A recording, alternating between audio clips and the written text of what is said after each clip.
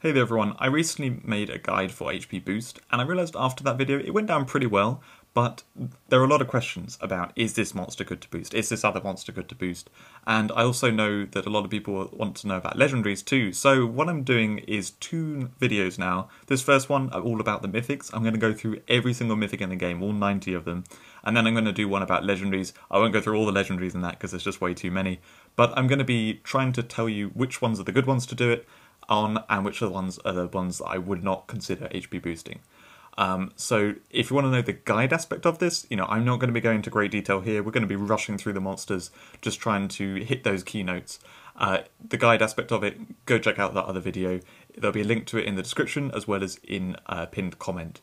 So I highly recommend you watch that for why I'm making some of these decisions, but I will say that some of the key points that I wanted to get from that video is we're going to be valuing monsters with which can do 6,000 or more damage to high defense monsters, that they're just generally powerful, that they have high defense. That's a good thing to have, because if they're already high defense and then you boost their HP, they become stupidly tanky, which means monsters need to be able to do really high damage in order to be able to defeat them. And also, if they're a good first turn, that's a kind of bonus thing that can work out really nicely. So those are the general things which we'll be valuing. Some other little points that I wanted to make before going into the bulk of this video is that you can only HP boost mythics that are awakened, which I know is a big restriction for a lot of people, and that's why the legendaries video may be a bit more helpful for some people, but I would recommend generally you want to be boosting just the mythics, because it's a very long-term thing. Like, you can only boost 3.5 monsters a year. You're going to be awakening mythics very slowly, so maybe for the first year or two you're playing, you'll be doing legendaries, but later on, if you get some good mythics, you will want to be HP boosting them rather than anything else. So I will be separating these monsters into 4 nice tiers, which we have detailed on the screen right now. So the first tier is sort of meeting most of that criteria which I just set out for how I'm valuing things. The second tier is going to be they are generally a strong monster, or they gain a lot from HP boosting. So not quite, hitting that ideal situation, but definitely very good to HP boost. The tier 3 is they gain benefit from HP boost. Like, they're a good monster to HP boost. They're just not something that's standing out in any way. And then the tier 4 is either it's a bad mythic, so you're probably better off doing some like strong legendary, or it's kind of pointless to HP boost that monster because it doesn't really gain any benefit from it. So that's how I'm ranking them. And so we're going to go through them in tier 1, tier 2, tier 3, and then tier 4. And within each tier, I've ordered them by their tier list position. So it's tier list position, alphabetical, that kind of stuff. So when we get to like the start of tier 4, some of those monsters at the beginning are actually really strong monsters, but they just don't gain much benefit from HP boosting. And likewise, at the end of tier 1, it will be some weaker monsters, but are actually gain a massive benefit from HP boosting. That's how it's going to kind of see. We're going to see it as we go through. Another thing to add is that at the very end of this video, I have all the monsters mapped out: tier 1, tier 2, tier 3, tier 4. So if you just want to see that and you don't want to watch all this video to see each individual monster talked about, just go right to the end of the video and you'll see that there, and then you can read them. You might need to zoom in or whatever, but yeah, you'll be able to see where I place the different monsters. And lastly, as always, it is totally up to you what you want to HP boost. If you want to boost some monster that's not particularly great, but it's your favourite monster, go ahead and do it. However, I would say, if it is something I put in tier 4 in this video, maybe reconsider, because it might be something you regret. And otherwise, these decisions are very long term, so you don't want to make mistakes unless it's your favourite monster and you won't ever regret it. But anyway, let's get into this and see how rapid fire I can go through. That said, we're starting off with tier 1, and some of these tier 1 monsters I'm going to talk about a little bit longer for, because they are kind of the more important monsters. So we're starting this off with Carmilla. The thing I want to pick out for this is the Perfect Stance passive, in the very bottom left there. When she's over 90% HP, she takes effectively 1/10 of the damage, which means that any HP boost that you get in that 90% HP range is kind of 10 times as good. So that 100 HP that you're adding on there is more like 1,000 HP, so the 1,000 HP you give her is more like 1,900 HP that you give her. So for that benefit, for that reason, she gets far more benefit than other monsters, and she is also right now the strongest monster in the game. So she is like the best, probably, to HP boost in all of the game right now. Most people I know who have Carmilla are HP boosting her, and they will not regret it, I'm sure. So she gets a larger boost, very powerful monster, clear choice. Similarly, we've got Botan Duji. Now, she is not an S plus tier monster. I know a lot of people are not that fussed about her. Basically, she is more niche case because she is for Link Fire, at least in PvP. But she comes with the same Perfect Stance passive, so for that reason she gets a massive benefit from HP boosting. And I would say she's actually very strong. If you do play Link Fire or are able to play a strong Link Fire team, she is a great addition to it, and HP boosting her will make her way better for that. So she's definitely worthy of a tier 1 spot here. I've just lumped her with Carmilla because it makes sense to. You don't necessarily have to HP boost this monster, you could do other ones. It is more niche. And going for more sort of general purpose ones that you're going to use in lots of teams is probably a better choice. But like I said, Botan Duji, great choice for HP boosting. Another monster, which this is probably the second best monster in the game to HP boost. It's just a very, very strong monster. And you saw in the intro, the thing I want to pick out here is that baby conversion, making those babies, they come with HP boost too. So by boosting Sorrel, you not only make Sorrel stronger, you also make all those little baby birds stronger. That's something I didn't mention in my guide video before because I didn't know at that time. We hadn't HP boosted anything, so I didn't know that the babies would get it too. I assumed they wouldn't. So Sorrel gets a massive benefit from HP boosting. It also really cares about getting to its first turn. So by giving it a better way to survive to that first turn is going to make a massive difference, because on that first turn it makes a baby, then it can't be targeted, and you know, now this baby is tankier as well, so it's just going to work really, really nicely. The baby then tanks like a reasonably tanky legendary as opposed to a reasonably tanky super epic, and that makes a massive difference. So yeah, Sorrel, really, really good for that. And we're also going to cover the other two monsters which do baby stuff, baby summon. That's Plumeslist and then Ophidiator we're going to have right after this. Plumeslist, I would say, gets a bigger benefit than Ophidiator because Plumeslist, it's a protector. We're going to see this with a couple of other protectors. I have them rated quite high up because what protectors do is they care about surviving. They care about being in the way of attacks and stuff. And so if they can be in the way of more attacks by surviving better, that's really good. Also, there's a bunch of piercing moves in the game which don't do enough damage to kill an HP boosted mythic. So that makes a big difference for a protector where, you know, it may be something tanky, it may have hold ground or whatever, but a piercing move will just one-shot it, and then it will go from being one-shot to two-shot because of the HP boost. So Plumeslist, those babies having HP boost too, they become really tanky. They are really, really good at disrupting the enemy attacks. So Plumeslist, one of the best to HP boost. Moving into the Ophidiator, this gets a stats buff as well. So it has got rounded stats, but actually Ophidiator is stupidly tanky. And so getting an HP boost on that makes Ophidiator itself really, really crazily strong. So massive benefit from that. Plus, then also you've got the babies getting an extra HP boost there. They are slightly less important, like I said, because, you know, in Sorrel's case, those babies have to be killed in order for Sorrel to be attacked. In Plumeslist's case, those babies have auto-taunt, so they are getting in the way, and then being tankier helps with that. In Ophidiator's case, the babies, they just do attacking. You know, they can be ignored and stuff. They probably will be ignored, so the fact they've got HP boost is less important, but Ophidiator itself gets a massive benefit from the HP boost. So those are the ones which get sort of extra benefit. Other than that, we've got now basically various tanky monsters and ones with defense boosts. So we've got Momo here. Momo, massive defense. It can switch between being a stun counter and a protector, so it also will have this case of being a protector, where it has 6,200-ish HP on top of the massive defense.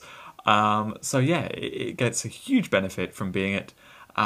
Stun protection also, when it's tanky, is excellent because it means if the enemy want to stun you, they need to remove this monster, and it being tanky makes it harder to remove. So yeah, making Momo tankier is just incredible. She also has the high piercing damage, so she fits in with the being able to one-shot other HP boosted monsters. So Momo, great choice here, definitely another tier 1. Next we have Bastia. Now this one doesn't do high damage, but it doesn't care about damage at all. She is stupidly tanky, she heals, and she fits beautifully into this whole, idea of having tanky HP boosted mythics as your team because she heals them up. So if your opponent is struggling to kill all your tanky monsters, Bastia is going to make that way, way harder by healing them. So yeah, another great choice here for HP boosting. Clearly a tier 1 for it. Sakuralisk. Now this, it's tanky stun protection. Make it even tankier. It's excellent. It doesn't care about its the damage so much because Dream Crush will just one-shot things perfectly fine. Making this tanky just makes it stronger. It's one of the best mythics in the game, so it's a great tier 1 option. Fiona, now this one is not an S+ monster, but it is very strong. It's got maxed or full defense. Also gets a 50% defense buff with beasts, and you will use it with beasts. That's like how you use this monster. So it's super tanky. It's also, interestingly, this comes up on a few monsters where there's a thing, if you don't know already, having high speed gives the monster low HP. And so if you put it on low speed, then it has high HP. That's just how they have the balance of design. The attack and defense, they flip and flop like that as well. And then HP and speed flip and flop like that. So all you'd actually need to know for a monster to know all of its stats is what is its speed, what is its defense, and then you can figure out the HP and the attack from that. So Fiona has high speed, so she has low HP, which means she actually gets a higher percentage gain in how tanky she becomes from the HP boost. Now I would say in most cases this doesn't really matter a huge amount. But in Fiona's case, because she's got such high defense, it does actually kind of help quite a bit. And I would say it sort of makes me value the HP boost on her slightly higher than I otherwise would. So yeah, for that reason, very strong monster, works nicely with a bunch of stuff that would fit in this style of play that I'm talking about with the tanky stuff. Yeah, she doesn't care too much about damage because she's just sort of a support thing. Yeah, also because of that low HP thing, I mentioned on Plume's the piercing stuff. Having HP boost on Fiona does help her avoid some of these piercing moves, which would normally one-shot her, because 4,400 HP isn't enormous for surviving a bunch of piercing attacks. But making it 5,400, that will help. So that was Fiona. Next one we have Grimoris. Now Grimoris is one I didn't mention in the last video, but she's very good. Damage-wise, doesn't matter about how much HP things have. She has high defense, she has hold ground, she's a big first turn because she starts doing the quelling to put the enemy team to sleep. Making her even tankier is great, and she's going to be healing as well from Dream Crush. So great choice here for HP boosting. Hazuki next. This one, it deals high damage, really nice damage with things. It is a little bit lower than 6,000 on some of the moves, but they are all piercing, so no matter what you're coming up against, she should do a really good job. You just can be, take things into account, whereas like, if they've got 6,000 HP, you don't use a move that does 5,000 damage kind of thing. But yeah, so this great damage stuff, got max defense, so boosting the HP is going to help a lot. Yeah, great choice here. Clearly a tier 1. I've had a lot of questions about Hazuki because she's a recent monster that came out, and yeah, tier 1, very good choice. Next we have Hushin. Now she is one of these interesting mythics that doesn't want to be played with other mythics. So I would say there's a slight caveat that if you are someone who has a load of mythics and you want HP boost them, make your team strong and stuff, Hushin you may not want to do. But it is insanely powerful when you use it without other mythics, because it gets this boost of 300% attack and defense. It just becomes crazily easy to kill enemies.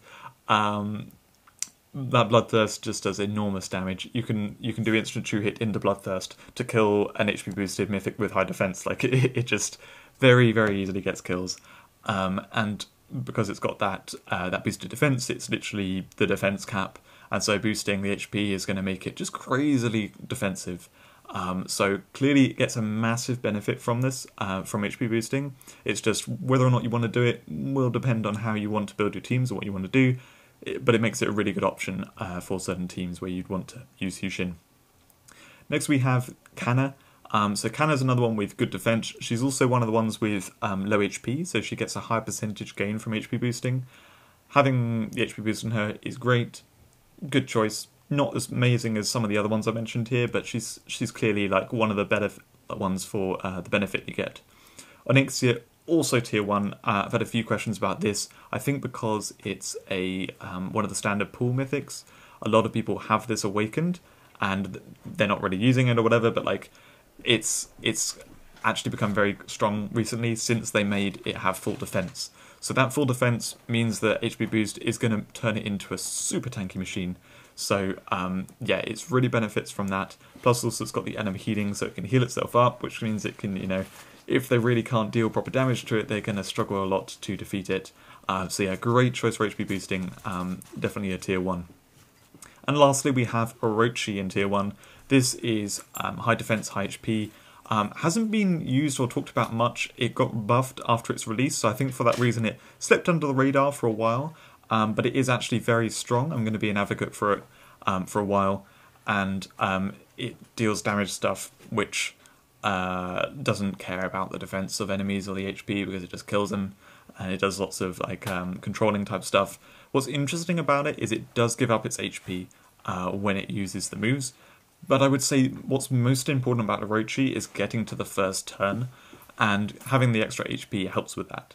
So while she will give up half of that HP when she uses a move, I think it's actually kind of important in order to get to that first turn. So a little nuance on her, which I would say makes her actually a tier 1 for this for HP boosting. So moving into tier 2, I'm definitely going to be speeding up from here. So Cynthia, this is a very powerful monster, really good, tanky enough and stuff, but the damage on it is a bit lacking, which makes me slightly worried about it for the future and makes me knock it down here to tier 2.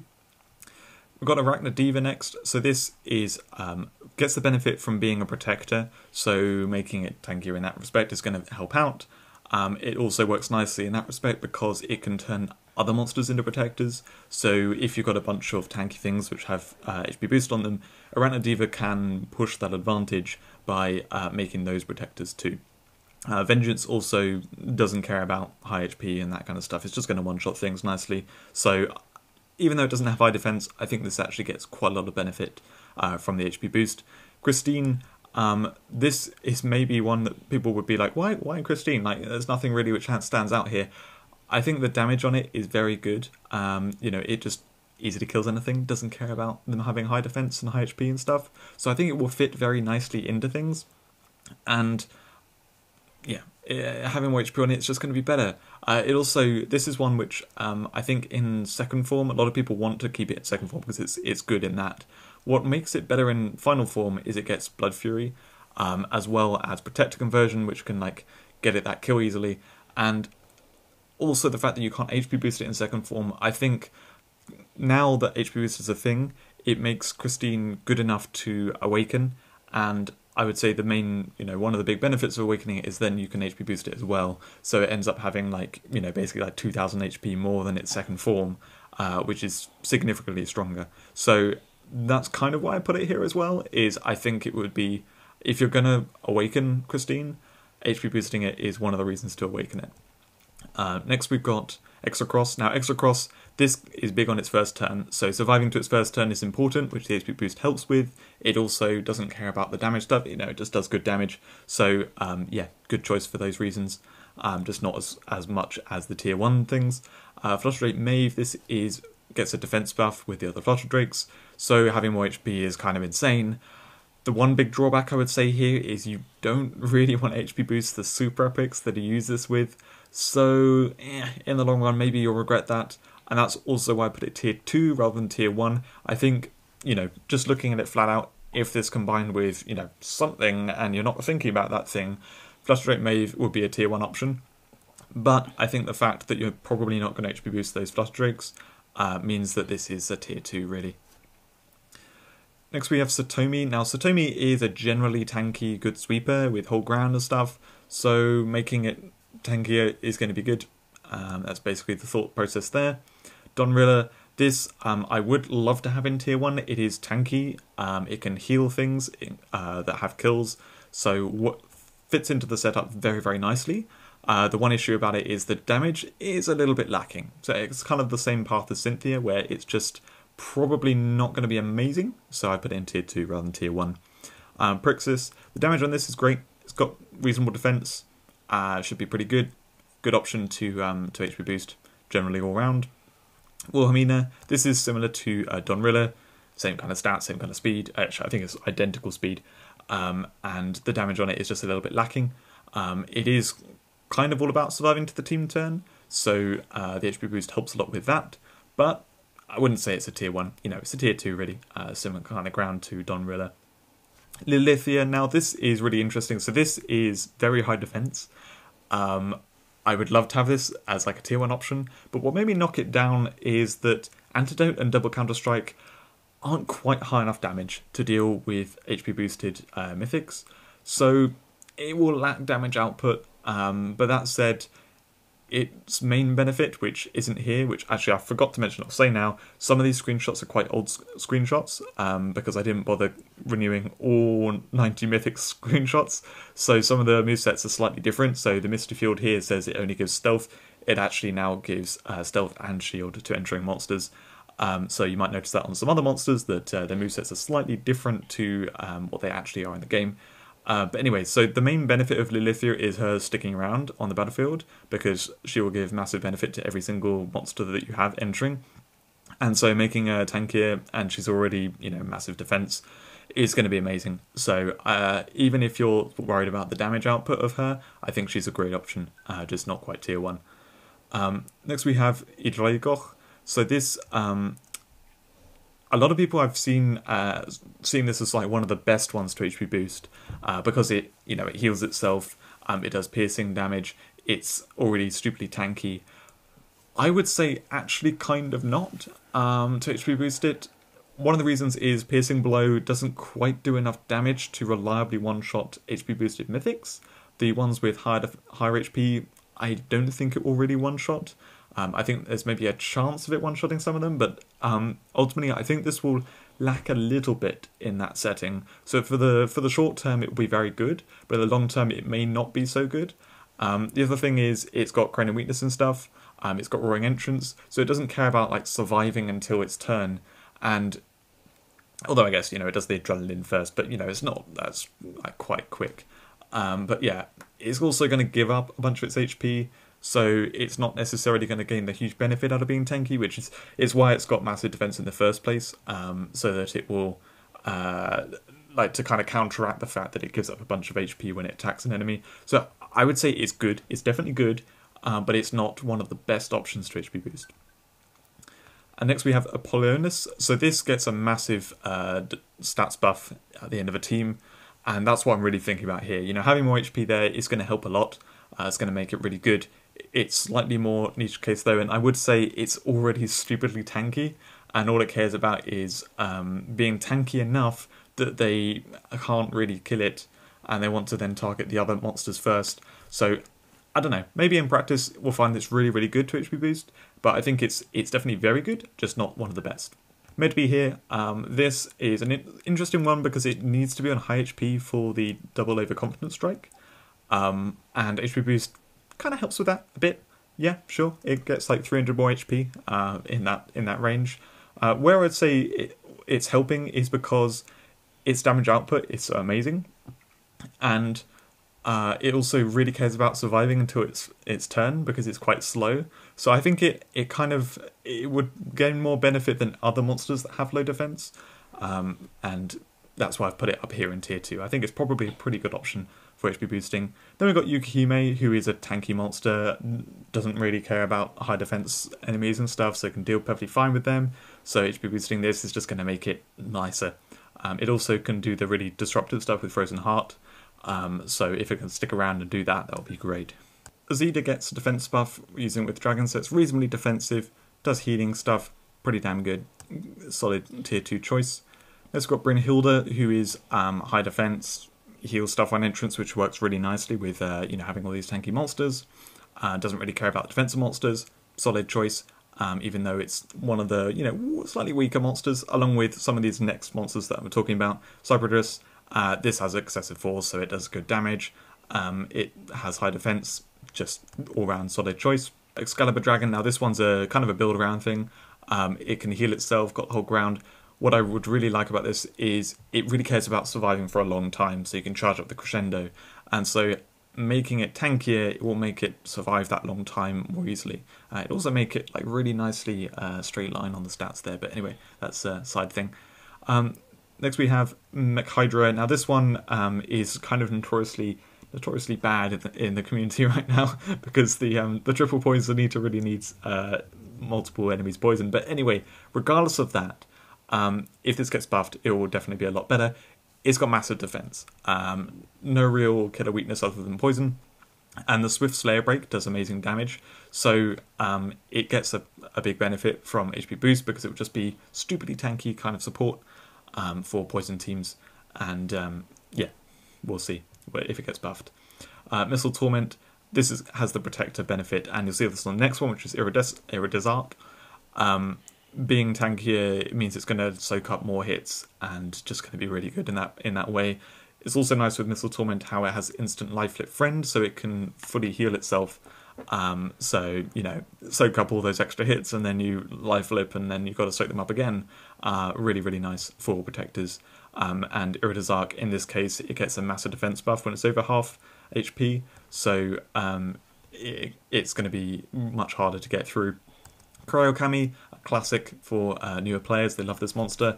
HP boosting it, it's already tanky, it can heal from the Snow Blessing, it's going to work out really nicely, and deals great damage with Snow Slide. Lime, this gets a crazy defense from the passive when she's with plants, and so for that reason, going to become stupidly tanky with an extra 1000 HP as well. Not a monster that I love, but if you enjoy using Lime, it will get a big benefit. So that was it for Tier 2. Let's move on to Tier 3. So these are monsters which kind of are fine to HP boost. They're good. They're just not as good as those other Tier 1 and Tier 2s, which I had kind of big reasons for why they're good to HP boost. These Tier 3s are mostly just, you know, they're fine. So starting us off, we've got some really powerful monsters. Hades Hoof. It's low defense and got Chrono Weakness, which means like adding more HP to it maybe won't make much of a difference in some cases, but it's clearly a really strong monster, so good option for that reason. Lemon, it doesn't really care about its HP and stuff, it's mainly from like the entrance, so yeah, it doesn't really matter too much, but it is tanky and it's a strong monster, so HP boosting it could be nice. Huskuken, very strong monster, got the issue of low defense though, but it doesn't really care about, you know, how tanky it is really, so HP boosting is less important. Nagandia, this gets its defensive stuff from its entrance, that Misty Shield entrance, so more defense, yeah, well, more HP, good, but like, you know, nothing that special. It is a strong monster though. Berry, another strong monster, that would be nice to HP boost, but nothing that special. Then we've got Gabriel. This one is actually a bit of an interesting one, so it heals on entrance, which is nice. That is, I think, a 2000 HP heal rather than 50% heal. I can't remember exactly, but I think the healing entrances are that. So not like a massive benefit if you've got a bunch of mythics that have 6000 HP. It's not going to be 50%, it's going to be 1/3.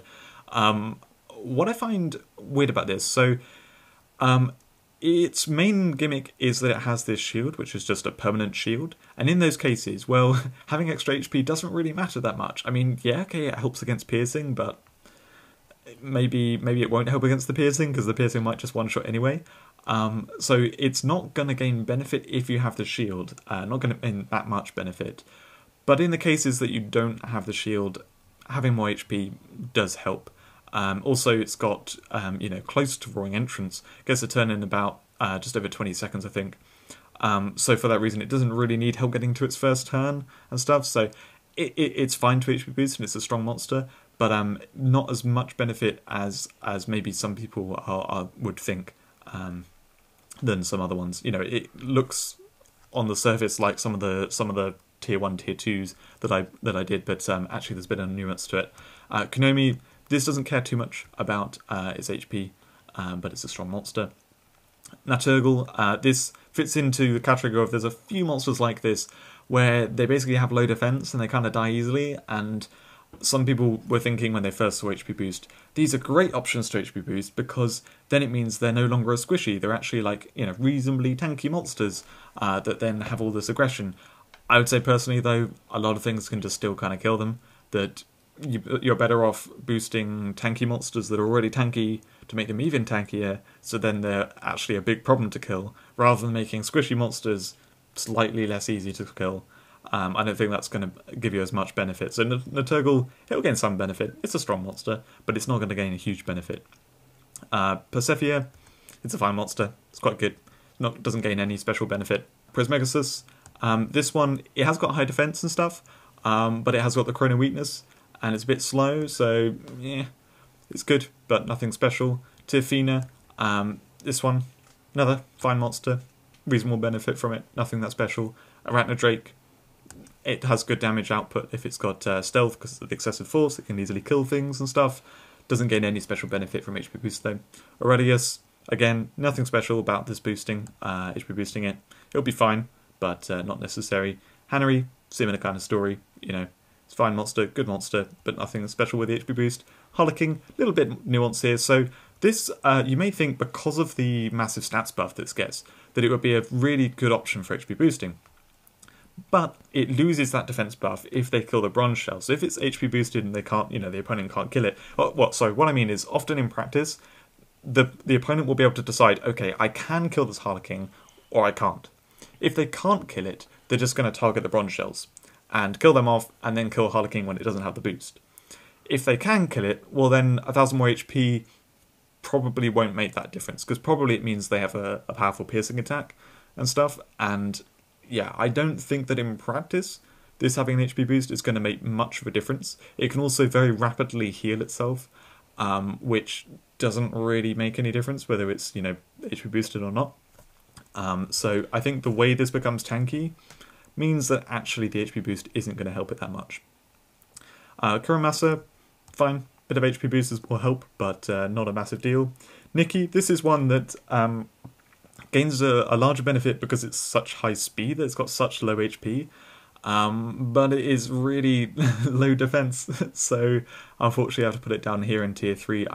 It'll be fine, but nothing that special. I do think it escapes tier 4 though, because one of Nikki's kind of big problems is that she can be easy to kill off. She dies like a legendary, and so making her a bit tankier would be kind of nice. Her damage output is also brilliant, so yeah, I would kind of like to, for that reason, a little bit.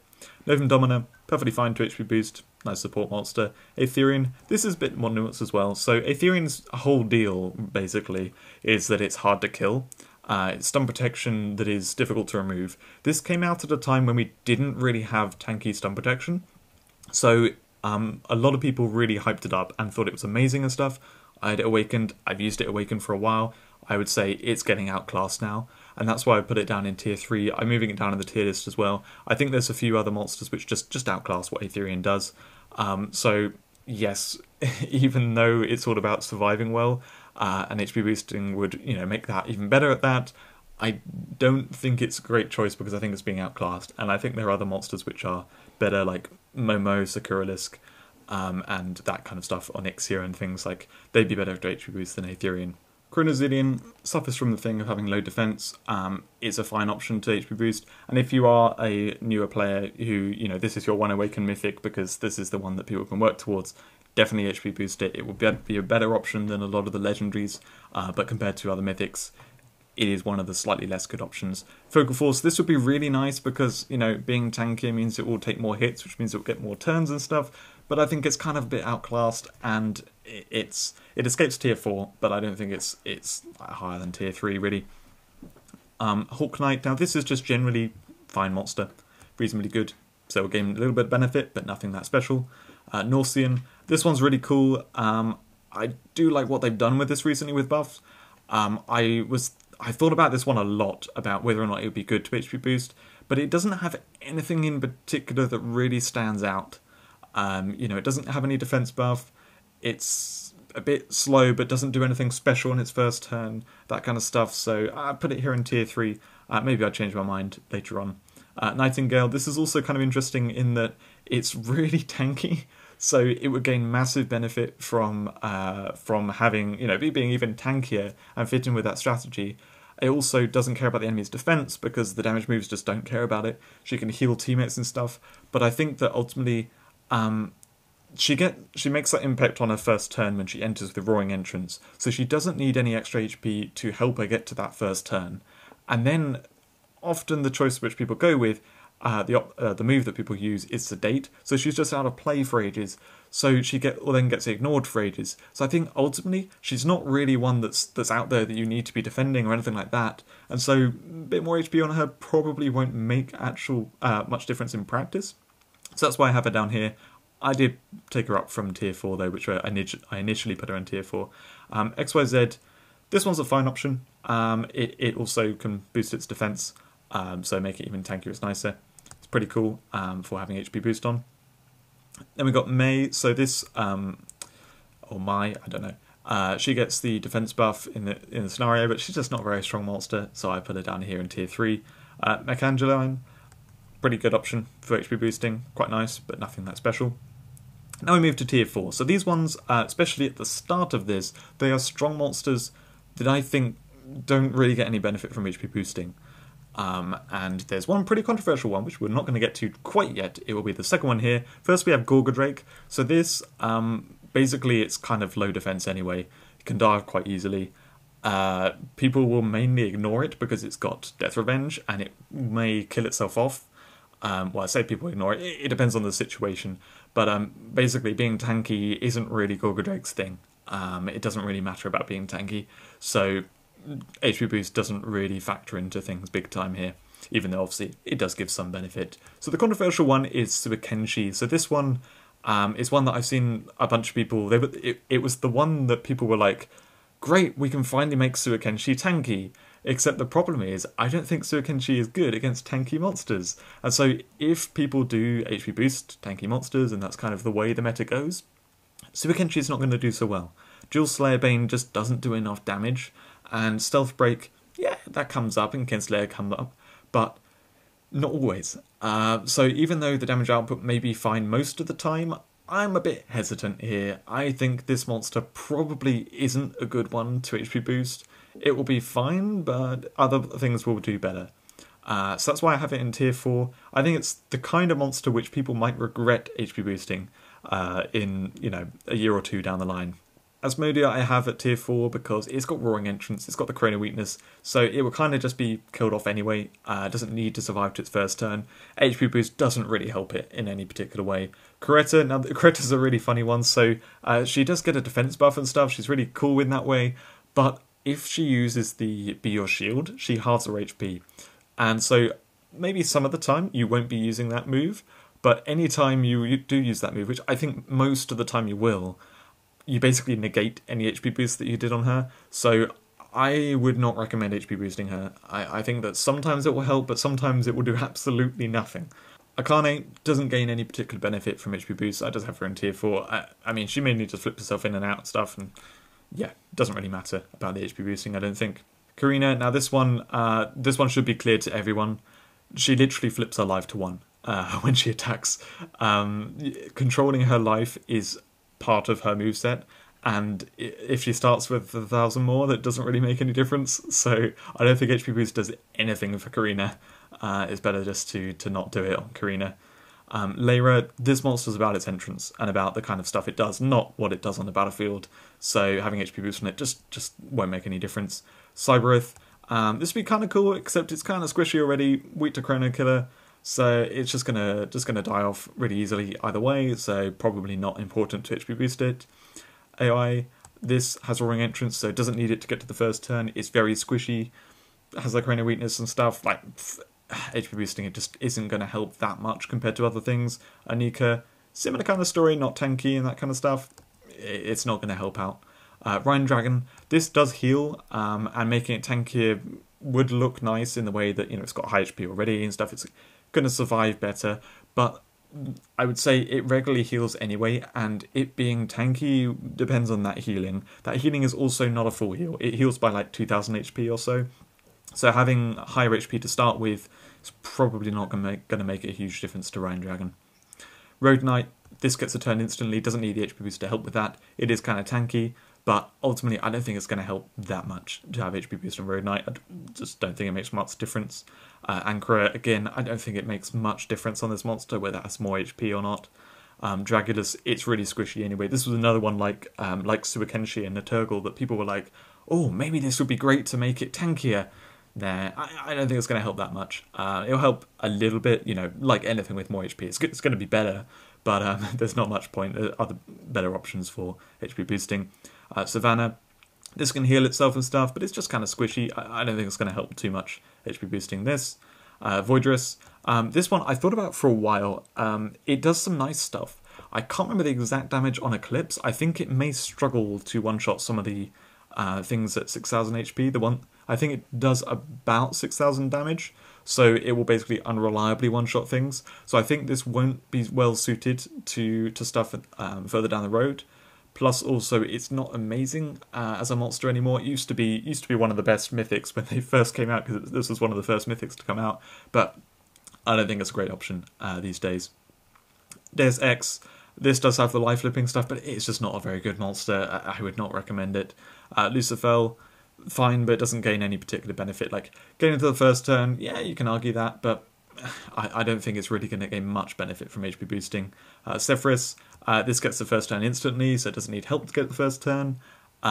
It's not really about defense at all or anything like that, so got it down here. Uranium Medus, this isn't tanky at all and stuff, has double killer weakness and everything, tends to die very easily. I don't think HP boost is going to help it much. Alanachia, I was not prepared to pronounce that. This does have hardened carapace, and it can heal itself. But ultimately, I think it kind of tanks well enough by itself that HP boost isn't going to help a massive amount. And also, it's not particularly strong. There's a lot of monsters that outclass it, so I would recommend doing those over at Lanachia. Devilodus doesn't really gain a huge benefit from HP boost. I can't really see much there. Majory, this one's really tanky. Yeah, okay, fine, you can make it super, super tanky. But the moveset has problems, and that's where the problems lie. Making a tanky just isn't going to help with a match. I don't think it's worth doing. Unicera got massive defense, would gain a higher percentage gain because it's literally 99% speed. It's the lowest HP that you get on a mythic, but it's a really bad monster, and I don't think it's going to gain much from boosting the HP. So the last one to talk about, Vixian, low defense. It's kind of squishy already. Don't think it's going to gain much from being a little less squishy. And that is it for this video. So now we've just got the screen. This is all of it rounded up with all the tiers of where I put all the monsters. If you want to see where particular ones are, just pause it at this point and then you can look at it. This was a long one. I knew it was going to be a long one. We've got 90 monsters I had to go through there. I hope you stuck with it and enjoyed it and it was useful for you. Next, I'm going to be doing a video on the legendaries. I'm not going to cover all the legendaries, but I'm just going to basically highlight, I don't know, like probably 50 or something, let's say, of the good monsters to HP boost, things to do. Maybe some interesting ones that I see some people thinking about HP boosting those, and I would recommend not. You know, we had some of those in this video, like Suikenshi, Dragulus, and Naturgle, which I heard a lot of noise about. Oh, we can make them tanky, but I don't think it's going to gain much benefit. Also, obviously, this is all my own opinion, so you may differ in opinion. You may see other people out there who recommend differently. Take it all into consideration and make your own choices. I'm just here sharing my thoughts, and hopefully they're useful. So that's it for this video. Thanks for watching, and I'll see you in a video soon.